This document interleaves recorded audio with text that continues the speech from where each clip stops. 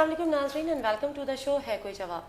जिस तरह से हमने अपने कल के प्रोग्राम में बताया कि है कोई जवाब की टीम मौजूद है इस वक्त लाहौर में, और उसकी वजह यह है कि लाहौर में इस वक्त इंतहाई सियासी तौर पर गहमा गहमी है।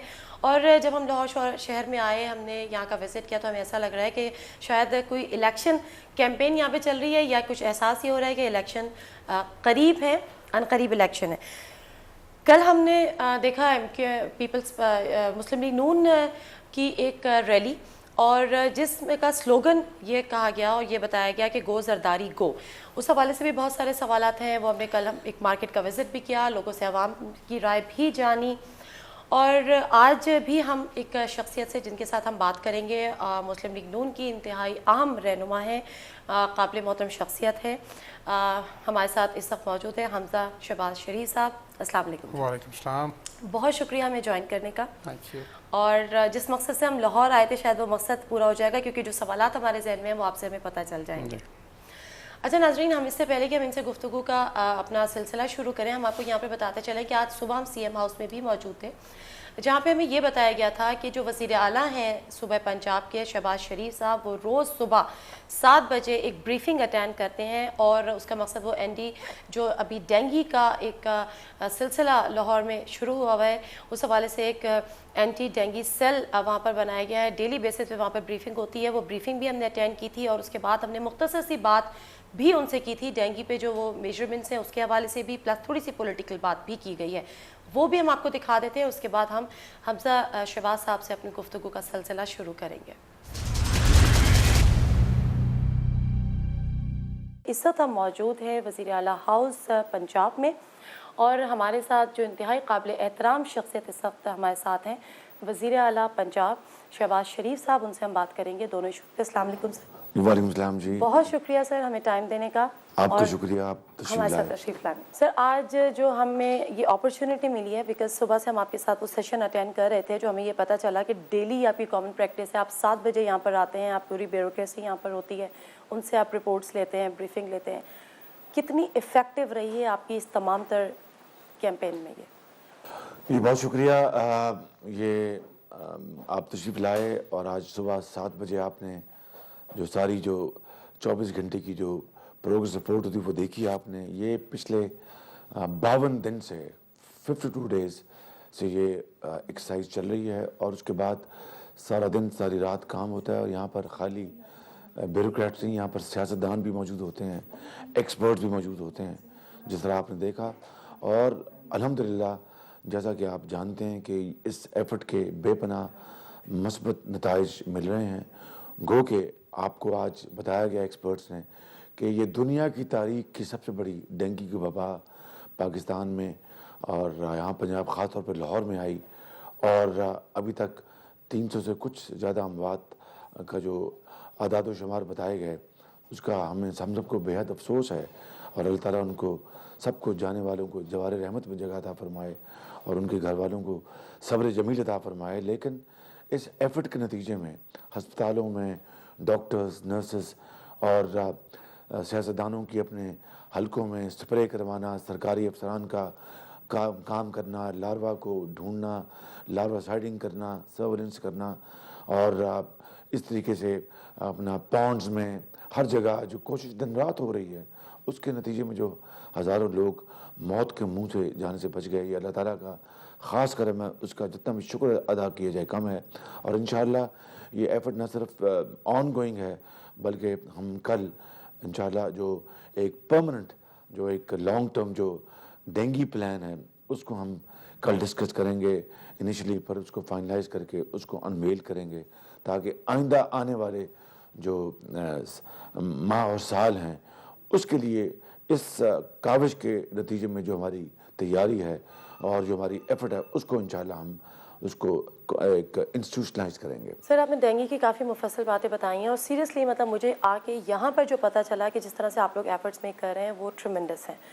कल आप लोगों की एक रैली भी हुई, काफ़ी कामयाब रैली उसको करार दिया जा रहा है। आई रियली मैं आपको उस पर मुबारकबाद भी दूंगी, आई रियली कांग्रेट्स यू। लेकिन कल आपने उसमें जिक्र भी किया कि कुछ सियासी डेंगू के भी हवाले से मुस्लिम लीग नून के लिए बाद में काफ़ी अर्से से कहा जा रहा था कि वो अपोजिशन का रोल सही तौर पे नहीं निभा रही है। اب اس کی ضرورت کیوں؟ ایک تجزیہ یہ ہے کہ ناؤ اور نیور پر آ چکی تھی مسلم لیگ نون، اس وجہ سے اس کو ایسا کچھ کرنا. نہیں، ہم کبھی بھی فرینڈلی اپوزیشن نہیں تھے. آپ کو علم ہے کہ ہم نے جب 2008 میں وزارتوں کو، وفاقی وزارتوں کو خیر بات کیا، کبھی ہم نے اس راستے پہ جانا بھی ہم نے اس کو اپنا پسند نہیں کیا. کئی لوگ آئے، کئی پارٹیاں آئیں اور واپس گئیں، ہم نے یہ رویہ اختیار نہیں کیا. پنجاب سے جب ہم نے فائنلی 10 پوائنٹس کے اوپر جب وفاقی حکومت نے کوئی بات طے نہ کی تو ہم نے ان کو بھی خیر بات کہہ دیا. اور اس کے علاوہ ہم نے ہمیشہ جو پاکستان کے مسائل ہیں ان کے اوپر ہم نے بھرپور بات کی، پارلیمنٹ میں، پارلیمنٹ کے باہر بھی. لیکن ہمیں فرینڈلی اپوزیشن کہنے والے وہ لوگ ہیں جو کہ 10 مرتبہ حکومتوں کو جنہوں نے چھوڑا اور دوبارہ گئے، ہم نے یہ عمل نہیں کیا.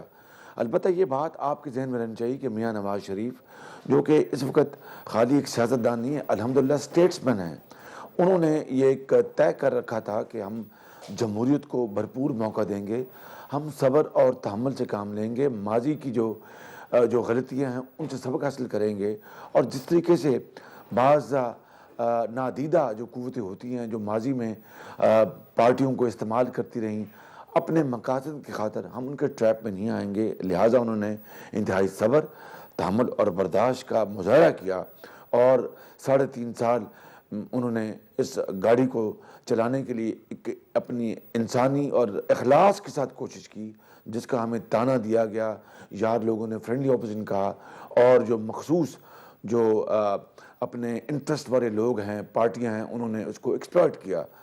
میں سمجھتا ہوں کہ آج پاکستان بدقسمتی سے وفاقی حکومت اور آصف علی زرداری کی بدترین جو پالیسیاں ہیں اس کے نتیجے میں اندھیروں میں جا چکا ہے. بجلی موجود نہیں ہے، ہمارے جو وسائل جو ہیں وہ تباہ ہو گئے، کرپشن اپنے عروج پہ ہے، لوٹ مار کا ایک بازار گرم ہے، عدالت عظمیٰ کی بے توقیری کی جا رہی ہے، آئین کو مذاق بنا دیا گیا، آئین کی دھجیاں اڑائی گئیں، فیصلوں کو کے خلاف منہ چڑھایا گیا اور بیکاری بن کر دنیا کے دارالخلافوں میں ہم اپنی جھولی پھیلائے بیٹھے ہیں. کوئی دھیلا دینے کو تیار نہیں. عزت کو ہم نے داؤ پہ لگا دیا، وقار کو بھیج دیا.